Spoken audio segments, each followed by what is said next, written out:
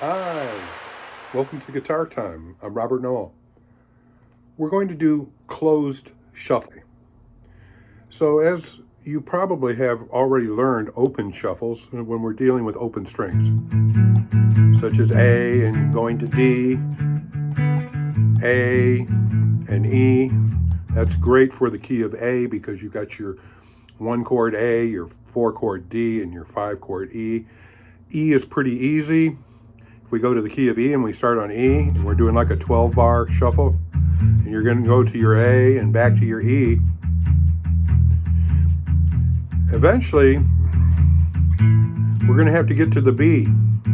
This is where you need your closed shuffle. So, closed shuffle means that we have no open string. So look at my first finger. I was on B. My third finger is on F sharp. So 2nd fret A string, 4th fret D string, and my baby finger's really got to stretch. Now it's great if you can make it next to the fret, but most of us don't have that big of a hand. But as long as your first finger and your third finger are next to the fret, the finger placement, you bring in your 4th finger as tight as you can. So you got to get good at this.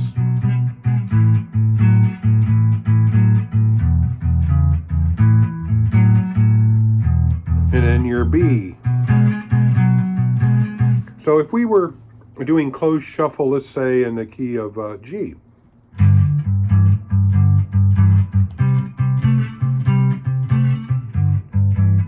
So you got to get good at this. Now some guys got really huge hands and they can do that boogie pattern. My hands aren't that big. But in some keys I can. If I was up here in D, I can make that boogie pattern.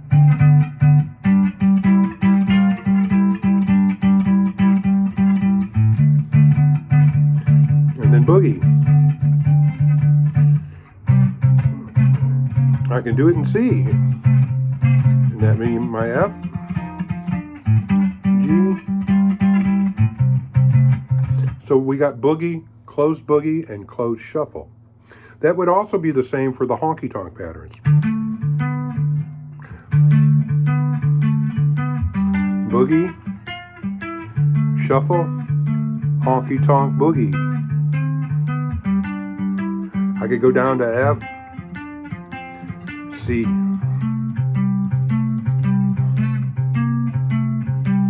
Now you can get fancier. Minor shuffle. We'll talk about that in another video. But there's some other things your 4th finger can do.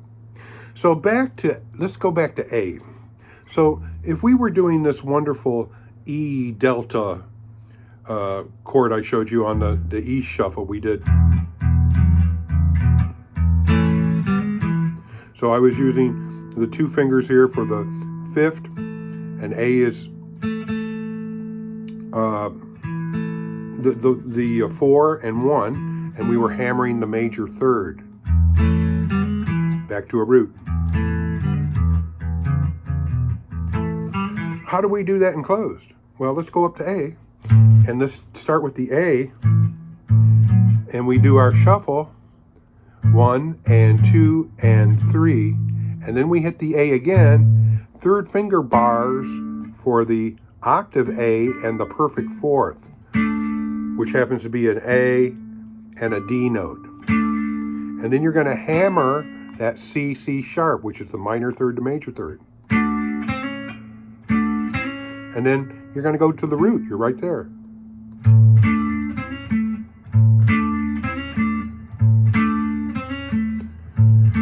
An option would be that you could do 3 notes here. You get a little bit bigger chord. And then you could have 2 notes here also. You could have the perfect 5th along with the minor 3rd when you hammer the major 3rd. So you get a 2 note, little thicker sound.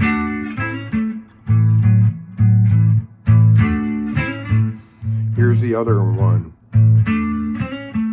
That's just 2 notes and just a single note on the hammer.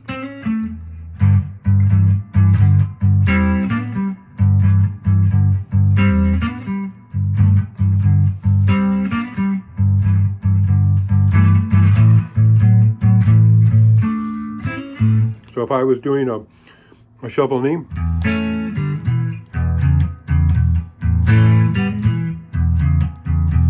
two, three.